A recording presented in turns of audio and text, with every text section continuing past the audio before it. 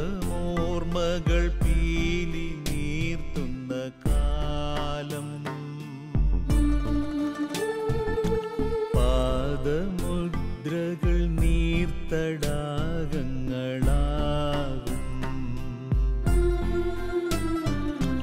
ഇവിടെയോരോ മൺതരിയിലും ജീവൻ തുടിക്കുകയാണിന്ന്.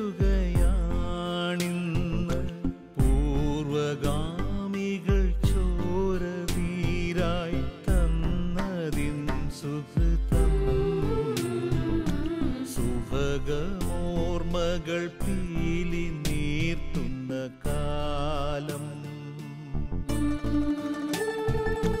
പാദമുദ്രകൾ നീർത്തടാകങ്ങളാകും.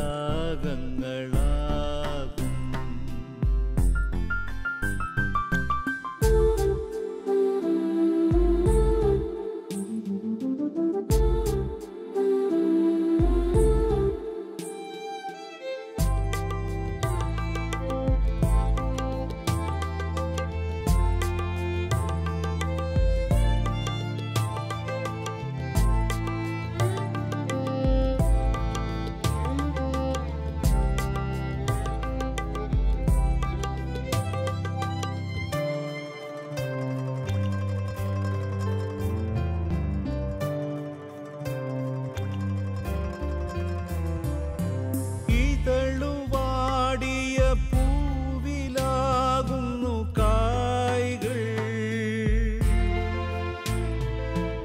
ഉരുകിയൂറിയ തിരിയിലേയുള്ളു നാളം. ഹൃദയപൂർവം നമസ്കരിക്കണം ത്യാഗം ചെയ്തവരെ. ദൈവമേകുമി സ്നേഹമാതൃക പിന്തുടർന്നിടണം. സുഭഗമോർമകൾ പീലി നീർത്തുന്ന കാലം, പാദമുദ്രകൾ നീർത്തടാകങ്ങളാകും.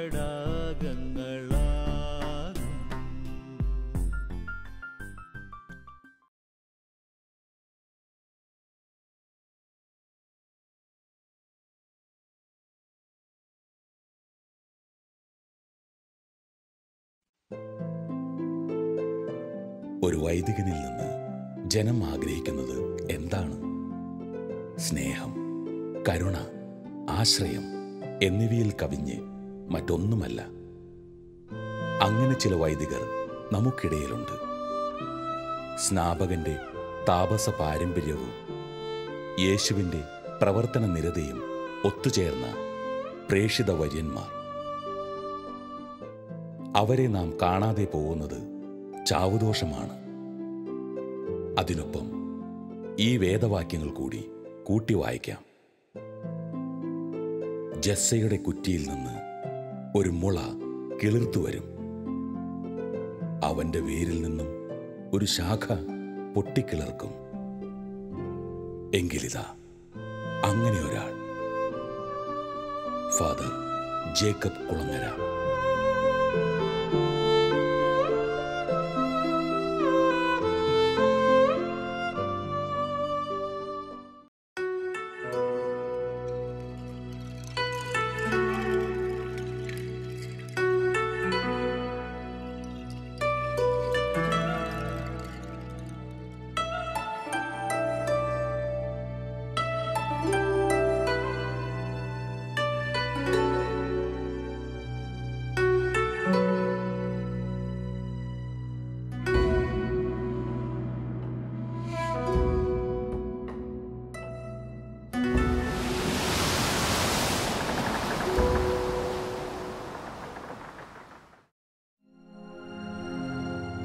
താവം ഇടവക വികാരിയായി സ്ഥലം മാറ്റപ്പെട്ടപ്പോഴാണ് ചിറക്കൽ മിഷന്റെ സ്ഥാപകനായ റവറൻ ഫാദർ പീറ്റർ കെയറോണിയുടെ സഹപ്രവർത്തകനായി പ്രവർത്തിക്കുവാനുള്ള ഭാഗ്യം ലഭിച്ചത്. ക്ഷീണിതനും രോഗിയുമായിരുന്ന ഈ മിഷണറി വര്യന്റെ കഠിനാധ്വാനവും ആത്മാക്കൾക്ക് വേണ്ടിയുള്ള ദാഹവും ആത്മാർത്ഥമായ സ്നേഹവും തീഷ്ണതയുമെല്ലാം ഒരു യുവവൈദികനായ ഫാദർ കുളങ്ങരയിൽ വളരെയധികം സ്വാധീനം ചെലുത്തി. തൽഫലമായി തൻ്റെ അജപാലന ദൗത്യം പിൽക്കാലങ്ങളിൽ വളരെ ആത്മാർത്ഥമായും സ്തുത്യർഹമായും വിജയകരമായും നിർവഹിക്കാൻ അദ്ദേഹത്തിന് സാധിച്ചു.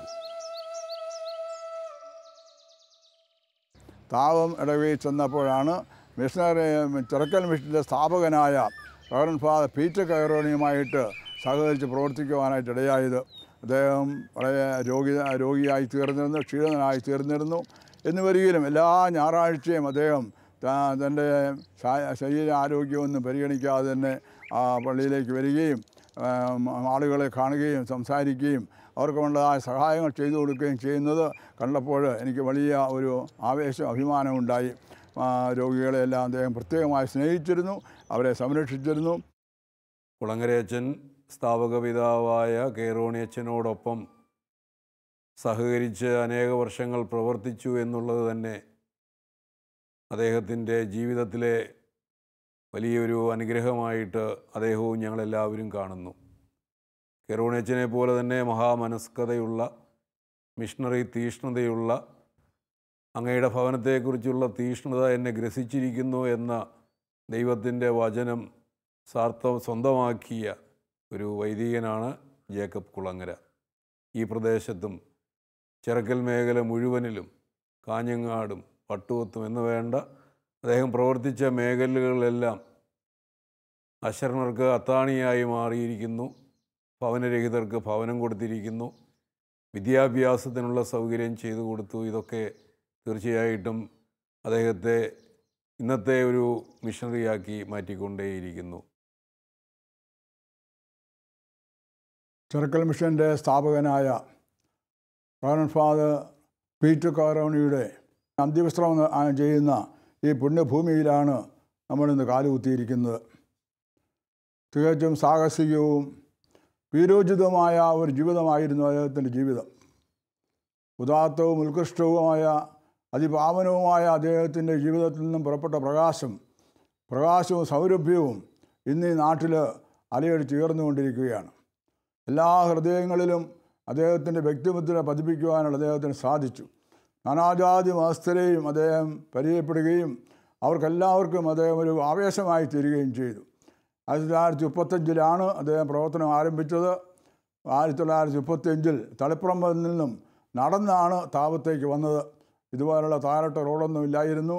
റോഡ് മുഴുവൻ ചെമ്മണ്ണ് കൊണ്ട് നിറഞ്ഞ റോഡായിരുന്നു. അദ്ദേഹം താവത്തെത്തുമ്പോൾ കാൽമുട്ട് വരെ ചെമ്മണ്ണ് കൊണ്ട് നിറഞ്ഞ ആ വെളുത്ത ശരീരം ചുവന്നാണ് കാലുകൾ ഇരുന്നത്. അദ്ദേഹം താവത്ത് വന്ന് നോക്കിയപ്പോൾ കണ്ടത് ഈ വയലിൻ്റെ തീരങ്ങളിൽ കുടിലുകളിൽ താമസിക്കുന്ന പാവപ്പെട്ട ഹരിജനങ്ങളെയായിരുന്നു. അവർക്ക് ദാരിദ്ര്യം കൊണ്ടും പട്ടിണി കൊണ്ടും അതുപോലെ തന്നെ എല്ലാ തരത്തിലുള്ള അവസ്ഥകളും അനുഭവിച്ചു കൊണ്ടിരുന്ന അവരെ കണ്ടപ്പോൾ അദ്ദേഹത്തിന് ഹൃദയം അലിഞ്ഞു. മാത്രമല്ല ഇവിടെയുള്ള ജന്മിമാരുടെ എല്ലാം അടിമത്തം അവർക്കുണ്ടായിരുന്നു. അങ്ങനെ സവർണർ അവർണരെ വളരെയധികം ഞെരുക്കിക്കൊണ്ടിരുന്ന കാലം. അവരുടെ ഭൂമിയിൽ അടിമകളായി ജോലി ചെയ്തിരുന്ന ഇവർക്ക് വേണ്ടത്ര കൂലിയൊന്നും കൊടുക്കാതെ ഓരോ ദിവസവും അവരെ കഷ്ടിച്ച് ജീവിക്കുവാനുള്ള വകയേ ഉണ്ടായിരുന്നുള്ളൂ. അങ്ങനെയുള്ള ഈ പാവപ്പെട്ട ജനങ്ങളുടെ കണ്ണുനീര് അദ്ദേഹം കണ്ടപ്പോൾ അദ്ദേഹം വിചാരിച്ചു, ഇവരെ വീഴ്ത്തുകയാണ് ദൈവത്തിൻ്റെ ഇഷ്ടം, ദൈവം എന്നെ അയച്ചതാണ് ഇവർക്ക് വേണ്ടി എന്നുള്ള ചിന്തയോടുകൂടി അദ്ദേഹം ഇവരുടെ വീടുകളിൽ കയറിയിറങ്ങുകയും അവർ വെച്ച കഞ്ഞി അന്നൊക്കെ ഇവർ പതിര് കൊണ്ടാണ് കഞ്ഞി വെച്ചിരുന്നത്, അതെല്ലാം വാങ്ങി കുടിക്കുകയും എല്ലാം ചെയ്തു. അങ്ങനെ അവരിൽ ഒന്നായി അദ്ദേഹം പ്രവർത്തിച്ചപ്പോൾ ആളുകൾക്കെല്ലാം അദ്ദേഹത്തോട് വലിയ ആവേശമായി. അവരുടെ സ്വന്തം പിതാവിനെ പോലെ അവർ അദ്ദേഹം സ്നേഹിച്ചു.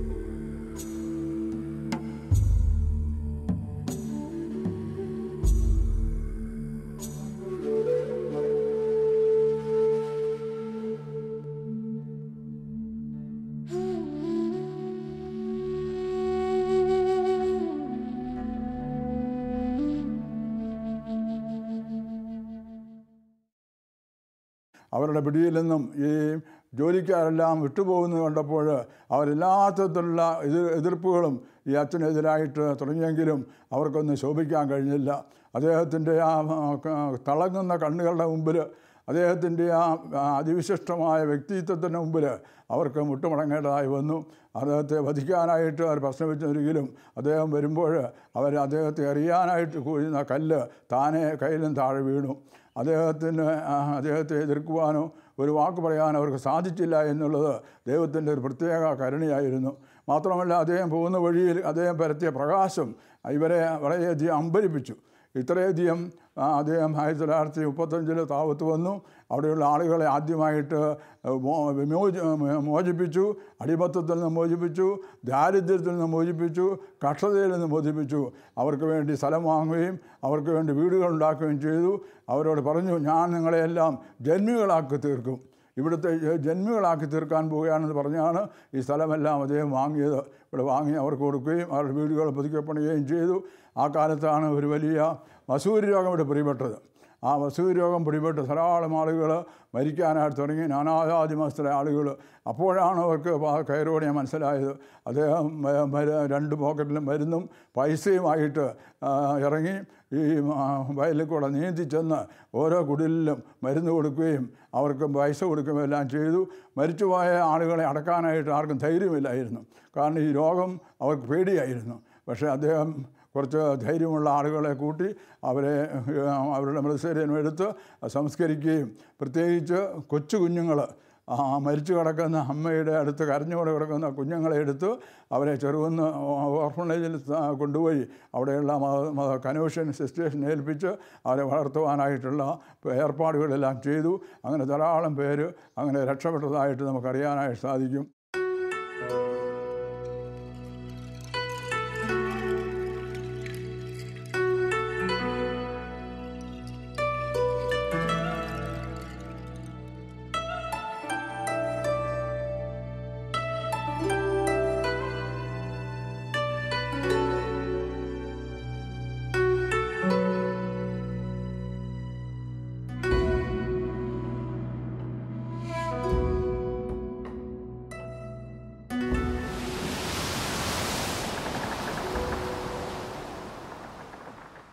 വെള്ളപ്പൊക്കം ഉണ്ടായ അവസരത്തിൽ വീണ്ടും അദ്ദേഹത്തിൻ്റെ കാരുണ്യം ആളുകൾക്ക് മനസ്സിലാക്കാൻ സാധിച്ചു. അദ്ദേഹം തോണിയിൽ അരിയും മറ്റു സാധനങ്ങളൊക്കെ ആയിട്ട് തോണിയിൽ ഓരോ സ്ഥലത്തും ചെന്ന് വീടുകളിലേക്ക് അരിയെല്ലാം എത്തിച്ച് അവരെല്ലാം രക്ഷിച്ചു. അങ്ങനെ അദ്ദേഹത്തിൻ്റെ ധീരോചിതമായിട്ടുള്ള, അദ്ദേഹത്തിൻ്റെ ആത്മാർത്ഥമായിട്ടുള്ള ആ ജീവിതം കൊണ്ട് ആളുകൾ അദ്ദേഹത്തെ സ്നേഹിക്കുവാനും അദ്ദേഹം പ്രതിനിധാനം ചെയ്യുന്ന യേശുവിനെ പറ്റി പഠിക്കുവാനും തുടങ്ങി. യേശുവിൻ്റെ പ്രതിനിധിയായിട്ടാണ് അദ്ദേഹം ഇവിടെ വന്നിരിക്കുന്നത്, ദൈവം അയച്ച ദൈവദൂതനാണ് അദ്ദേഹം എന്ന് പറഞ്ഞുകൊണ്ട് അവർ അദ്ദേഹത്തിൻ്റെ വാക്കുകൾ വിശ്വസിക്കുകയും ചിലരെല്ലാം ക്രിസ്തുമതത്തെ സ്വീകരിക്കുകയും എല്ലാം ചെയ്തു. അങ്ങനെ ഇരിക്കുമ്പോഴാണ് പെട്ടെന്ന് അദ്ദേഹം മരണമടയാനിടയായത്. ഞാൻ താവത്ത് വികാരിയായിരിക്കുമ്പോഴാണ് അദ്ദേഹം ചെറുകുന്നിലാണ് താമസിച്ചിരുന്നത്. ആശുപത്രിയിൽ അദ്ദേഹം മരിച്ചു എന്നുള്ള വാർത്ത അറിഞ്ഞപ്പോൾ 1 മണിക്കാണ് മരിച്ചത്. രാത്രി 1 മണിക്ക് തന്നെ മോട്ടോർ സൈക്കിളിൽ ഓടിയെത്തുകയും അദ്ദേഹത്തിനെ ശുശ്രൂഷിക്കുകയും ചെയ്തു. പിന്നീട് അദ്ദേഹത്തിൻ്റെ ശവസംസ്കാര കർമ്മത്തിന് വേണ്ട എല്ലാ ക്രമീകരണങ്ങളും നടത്തി വെളുപ്പിന് മുമ്പായിട്ട് 5 മണിക്ക് മുമ്പായിട്ട് തന്നെ എല്ലാ സ്ഥലത്തേക്കും കമ്പിയടിക്കുകയും ആളുകളെ അയക്കുകയും ചെയ്തു. ആളുകളെല്ലാം അറിഞ്ഞു. വളവട്ടണം ഇഷ്ടിക ഫാക്ടറിയിൽ നിന്നും ഒരു ലോറി ഇഷ്ടിക താവത്ത് മുറ്റത്തുകൊണ്ട് ഇറക്കി അദ്ദേഹത്തിൻ്റെ കബറിടത്തിനുള്ള എല്ലാ ക്രമീകരണവും നടത്തി. പിന്നീട് അദ്ദേഹത്തെ ഇവിടെ തന്നെ അടക്കണമെന്നുള്ള ആഗ്രഹം സുപ്പീരിയർ അന്നത്തെ പ്രൊവിൻഷ്യലായിരുന്ന ഡെൽസോട്ടോ പറയുകയും അങ്ങനെ ഇവിടെ അടക്കുവാനിടയാകുകയും ചെയ്തു.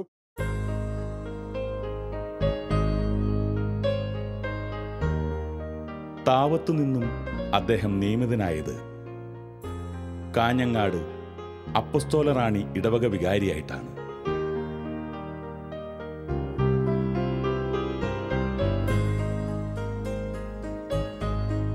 ക്രിസ്തുമതത്തിലേക്ക് പ്രവേശിച്ചിട്ട് അധികകാലം ആകാത്തവരും നിർധനരും വിദ്യാഭ്യാസത്തിൽ പിന്നോക്കവുമായിരുന്ന തൻ്റെ അജഗണത്തെ എല്ലാ തരത്തിലും ഉയർത്തിക്കൊണ്ടുവരുവാൻ അദ്ദേഹം അശ്രാന്തം പരിശ്രമിച്ചു. കാരിത്താസ് ഇന്ത്യ സംഘടനയുടെ സഹായത്തോടുകൂടി 12 വീടുകൾ ഉൾക്കൊള്ളുന്ന ഒരു കോളനി പണിയുവാൻ അദ്ദേഹം ആരംഭിച്ചു.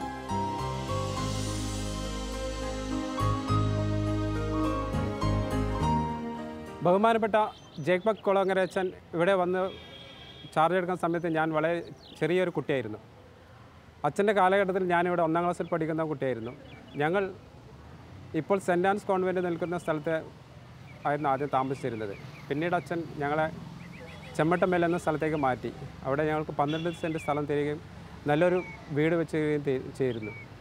വിദ്യാഭ്യാസത്തിന് മുൻതൂക്കം നൽകുന്ന ഒരു അച്ഛനായിരുന്നു ജേക്കബ് കുളങ്ങരച്ചൻ. മൈക്കിൾ പെരേരച്ചൻ മാറിയതിന് ശേഷമായിരുന്നു ബഹുമാനപ്പെട്ട അച്ഛൻ ഇവിടെ വികാരിയായി ചാർജ് എടുത്തത്. താവത്ത് നിന്നും എന്നെ സ്ഥലം മാറ്റിയത് കാഞ്ഞങ്ങാട് പള്ളിയിലേക്കാണ്. അന്ന് കാഞ്ഞങ്ങാട് ഒരേ ഒരു പള്ളി മാത്രമേ ഉണ്ടായിരുന്നുള്ളൂ. അവിടെ ചെന്നപ്പോഴത്തേക്കും അവിടുത്തെ ആളുകൾക്ക് വിദ്യാഭ്യാസപരമായിട്ടും സാമ്പത്തികമായിട്ടും അങ്ങേയറ്റം പിന്നോക്കമായ നിലയിലിരിക്കുന്നത് ഞാൻ കണ്ടു. അതിനായിട്ട് ആദ്യമായിട്ട് ഞാൻ ചെയ്തത് വീടില്ലാത്തവർക്ക് വേണ്ടിയിട്ട് കാരിത്താസ് ഇന്ത്യയുടെ സഹായത്തോടു കൂടി ഒരു ഭവന പദ്ധതി ഞാൻ തയ്യാറാക്കി. 12 വീടുകൾ പണിയാനായിട്ടുള്ള പദ്ധതിയുണ്ടായി. ചെമ്മട്ടവയൽ എന്ന് പറഞ്ഞ ആ സ്ഥലത്ത് അവിടെ ഈ 12 വീടുകൾ പണിയാനായിട്ട് ആരംഭിച്ചു. അത് പൂർത്തിയാക്കുന്നതിന് മുമ്പ് തന്നെ ഞാൻ അവിടുന്ന് പോരേണ്ടി വന്നു. പക്ഷേ അതിന് മുമ്പായിട്ട് വിദ്യാഭ്യാസപരമായിട്ട് ഞാനൊരു നഴ്സറി സ്കൂള് പള്ളി കമ്പൗണ്ട് തന്നെ ആരംഭിച്ചു. അതിനുശേഷം അടുത്തുണ്ടായിരുന്ന നീലേശ്വരത്തെ സെൻറ്റ് ആൻസ് സിസ്റ്റേഴ്സിനെ വിളിച്ച് സെൻറ്റ് ആൻസ് സിസ്റ്റേഴ്സിലെ സിസ്റ്റർമാർ വന്ന് ആ നഴ്സറി സ്കൂൾ നടത്തി. പിന്നീട് അവരുടെ മദർ ജനറലുമായിട്ട് ഞാൻ ബന്ധപ്പെട്ട് അവിടെ ഒരു കോൺവെൻറ്റ് സ്ഥാപിക്കാനുള്ള പ്രശ്നം നടന്നു. അങ്ങനെ ടൗണിൻ്റെ മധ്യത്തിൽ തന്നെ ഉണ്ടായിരുന്ന കെട്ടിടവും സ്ഥലവും അന്ന് ഈ ഗവൺമെൻറ് നേഴ്സസ് താമസിച്ചിരുന്ന ഹോസ്റ്റലായിരുന്നു. തിരുവനന്തപുരത്തിന് എഴുതി അവരെ എല്ലാവരെയും അവിടെ നിന്ന് മാറ്റിയിട്ട് ആ സ്ഥലവും ആ കെട്ടിടവും ഈ സിസ്റ്റർമാർക്ക് സ്കൂൾ നടത്താനായിട്ട് കൊടുത്തു. അവിടെ ആ നഴ്സറി സ്കൂൾ വളർന്നു. അത് LP ആയി, UP ആയി, ഹയർ സെക്കൻഡറി ആയി. ഇന്ന് കാസർഗോഡ് ഡിസ്ട്രിക്റ്റിലെ ഏറ്റവും നല്ല സ്കൂളായിട്ട് Little Flower Higher Secondary School പ്രവർത്തിക്കുകയാണ്. ഞാൻ 15 വയസ്സിൽ തന്നെ ഇവിടെ കല്യാണം കഴിഞ്ഞിട്ട് അപ്പോസ്തല റാണി പള്ളിയിൽ കല്യാണം കഴിഞ്ഞിട്ട് വന്നതാണ്. എൻ്റെ ഭർത്താവിൻ്റെ പേര് ജോർജ് എന്ന്. അങ്ങനെ ഞങ്ങൾക്ക് അച്ഛൻ അവിടെ കോൺവെൻറ്റിൽ ഒരു റൂം കൊടുത്തു 3 റുപ്യ വാടകയ്ക്ക്. അവിടെ ഞങ്ങൾ ഉണ്ടായിരുന്നു. അങ്ങനെ വന്നിട്ട് ഇവിടെ 11 കുടുംബങ്ങളായിട്ട് ഞാൻ പരിചയപ്പെട്ടിട്ട് അങ്ങനെ ഇതായി. പിന്നെ അച്ഛൻ ട്രാൻസ്ഫറായിട്ട് പോകുമ്പോൾ കുളങ്കരച്ചൻ വന്നിട്ട് ഞങ്ങൾക്ക് അവിടെ വിട്ടു കൊടുക്കണമെന്നുള്ള ഒരു കോൺവെൻറ്റിന് വേണ്ടിയിട്ട് നല്ല കാര്യമാകുമ്പോൾ ഞങ്ങൾ ആണുങ്ങൾ സന്തോഷ മനസ്സിൽ അത് സ്വീകരിച്ചു. എല്ലാവരും അന്നത്തെ കാലത്ത് സ്വീകരിച്ചു. അപ്പോൾ ഞങ്ങൾക്ക് ലേശം വിഷമമുണ്ടായിരുന്നു. ഇവിടെ വെള്ളത്തിൻ്റെ പ്രശ്നം, റോഡ് ശരിയില്ല, ഒരു ആസ്പത്രി പോകണമെങ്കിൽ ഞങ്ങൾ പുതിയോട്ടേക്ക് എത്തണം. അന്നേരം അങ്ങനെയുള്ള വിഷമങ്ങൾ ഞങ്ങൾക്ക് ഉണ്ടായിരുന്നു. എന്നാൽ അതെല്ലാം സഹിച്ച് ഞങ്ങൾ അത് വിട്ടുകൊടുക്കാൻ പറയുമ്പോൾ അച്ഛൻ ഞങ്ങൾക്ക് ഒരാൾക്ക് 12 സെൻറ്റ് സ്ഥലം വീതം ഞങ്ങൾക്ക് ദാനമായിട്ട് എഴുതി തന്നു. അതിലൊരു ചെറിയ കൊച്ചു വീടുകൾ 2 റൂമും ഒരു അടുക്കളയായിട്ട് അച്ഛൻ അത് സാങ്ഷനാക്കിയിട്ട് തന്നു. അങ്ങനെ ഞങ്ങൾ ഇവിടത്തേക്ക് വന്നു. ഇവിടെ വരുമ്പോൾ ഞങ്ങൾക്ക് അവിടെ റോഡൊന്നുമില്ല. 2 തെങ്ങിൻ്റെ പാലം, ഈ തലക്കും ആ തലക്കും. ആ തെങ്ങിൻ്റെ പാലം കടന്നിട്ട് കണ്ടത്തിലെ ഈ പാമ്പിൻ്റെ ഇടയ്ക്ക് എന്ന് പറഞ്ഞ ഇടയ്ക്കാണ് ഞങ്ങൾ വരുന്നുണ്ടായത് അന്ന് ആ കാലത്ത്. പിന്നെ റോഡായി, ഞങ്ങൾക്ക് പോകാനുള്ള സൗകര്യങ്ങൾ സാഹചര്യങ്ങളെല്ലാം തന്നു. അങ്ങനെ ഇങ്ങനെയെന്ന് പറഞ്ഞിട്ട് ഞങ്ങളിപ്പോൾ ഒരു വിധത്തിൽ പോകുന്നു. ഇത് ചെമ്മട്ടുംവയൽ കോളനി എന്നാണ് എന്നെ വിളിക്കുന്നത്. എൻ്റെ മുൻഗാമിയായിരുന്ന ഫാദർ മൈക്കിൾ പെരേര അച്ഛൻ വാങ്ങി ഇട്ടതാണ് ഈ സ്ഥലം. 1.5 ഏക്കർ സ്ഥലം ഇവിടെയാണ്. 1.5 ഏക്കർ സ്ഥലം ഇത് വെറുതെ കിടക്കുകയായിരുന്നു. അപ്പോഴാണ് ഇവിടെ സ്ഥലം കണ്ടുപിടിച്ച് ആ 12 വീട്ടുകാർക്ക് ഇവിടെ താമസിക്കാനുള്ള സൗകര്യം ഏർപ്പെടുത്തിയത്. വിദ്യാഭ്യാസത്തെ ലക്ഷ്യമാക്കി അദ്ദേഹം ഒരു നഴ്സറി സ്കൂൾ പള്ളി കോമ്പൗണ്ടിൽ ആരംഭിച്ചു. നീലേശ്വരത്തുള്ള സെയിൻറ് ആൻസ് സന്യാസ സഭയുമായി ബന്ധപ്പെട്ട് അവരുടെ ഒരു കോൺവെന്റ് ഇവിടെ ആരംഭിക്കുകയും ചെയ്തു. ടൗണിൻ്റെ മധ്യത്തിലുണ്ടായിരുന്ന പള്ളിവക സ്ഥലവും കെട്ടിടവും ഗവൺമെൻറ് നഴ്സസ് ഹോസ്റ്റലായി ഉപയോഗിച്ചു കൊണ്ടിരിക്കുകയായിരുന്നു.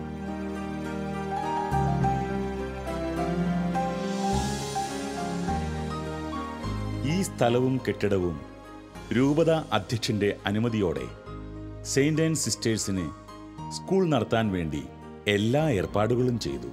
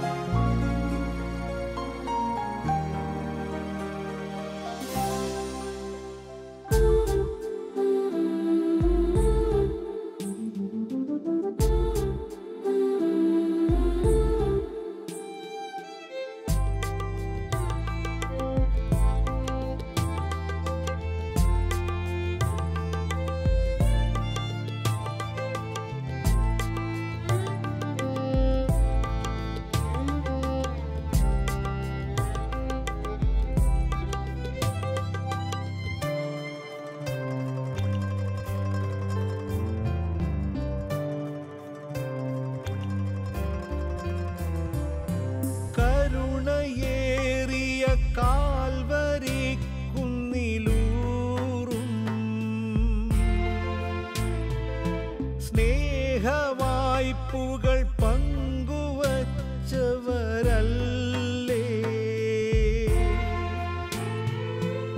ഇവിടെ നിന്നും രക്ഷ നേടാതാരും മടങ്ങുകയില്ല. പാപമോചനം യേശു ചിന്തിയ ചോര തൻ വിജയം. സുഭഗമോർമ്മകൾ പീലി നീർത്തുന്ന കാലം. പാദമുദ്രകൾ നീർത്തടാകങ്ങളാകും.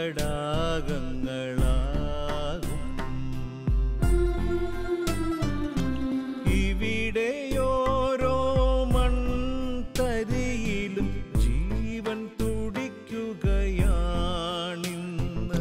പൂർവഗാമികൾ ചോര നീരായി തന്നതിൻ സുകൃതം. സുഭഗമോർമ്മകൾ